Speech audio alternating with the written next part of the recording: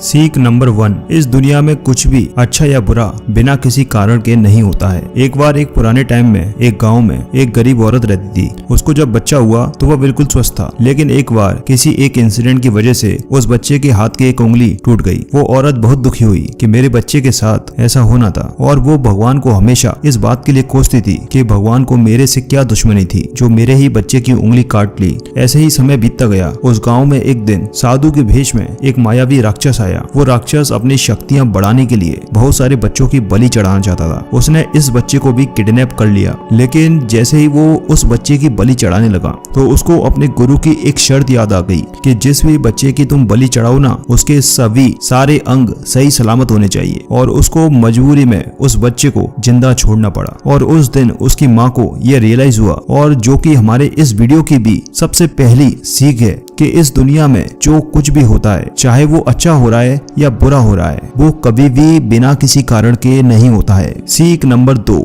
आप कभी भी किसी भी कंडीशन में कर्म किए बिना और उसका फल पाए बिना नहीं रह सकते। ऐसा हो ही नहीं सकता कि इंसान का शरीर एक सेकंड के लिए भी बिना कर्म किए रह सके। ऐसा हो ही नहीं सकता कि इस सृष्टि का एक कण एक सेकंड के लिए भी बिना किसी कर्म के रह सके। कर्म करना हमारे जीवन का एक अभिन्न हिस्सा है। अगर हम सोते भी है ना, तो हमारा दिमाग नहीं सोता है। हम सपने देखते हैं, सांस लेते हैं। हमारे शरीर के अंग में करोड़ों सूक्ष्म कण अपना काम करने में लगे रहते हैं। हम कर्म करने से कभी भी नहीं बच सकते। और ऊपर से भगवान ये भी बोलते हैं कि हमें किसी भी कर्म में बंद करके नहीं रहना चाहिए। कंफ्यूज हो गए ना आप?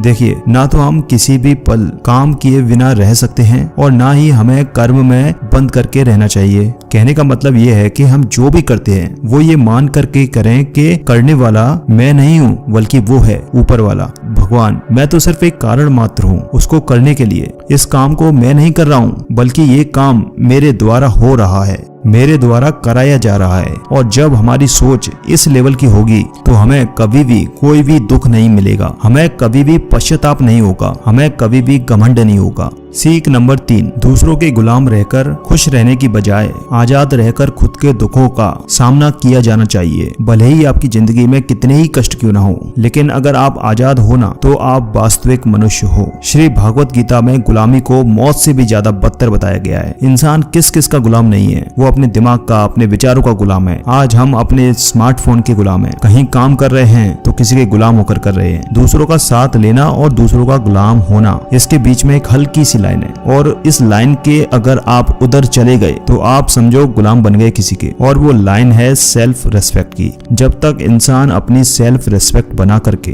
कोई काम करता है, तब तक वह आजाद रहता है। लेकिन जब वह किसी के सामने इतना गिर जाता है कि उसकी सेल्फ रेस्पेक्ट खत्म होने लगती है, तो उसकी लाइफ फिर समस्याओं से घिर जाती है और वो गुलाम बन जाता है। इसलिए दूसरों के गुलाम बनकर रहने से अच्छा है कि आजाद रहकर खुद की समस्याओं का सामना किया जाए। सीख नंबर 4, वासना, डिजायर, गुस्सा, एंगर, लालच, ग्रीड, ये तीनों नर्क के दरवाजे हैं। डिजायर, बिना किसी मकसद के तो हम जिंदगी जी ही नहीं सकते हैं, और मकसद पूरा करने के लिए हमारे मन में डिजायर का होना बहुत जरूरी है।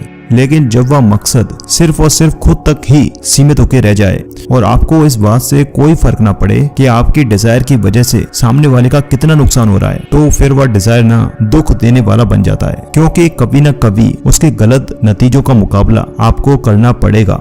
गुस्सा, गुस्से के बारे में क्या बोलूं?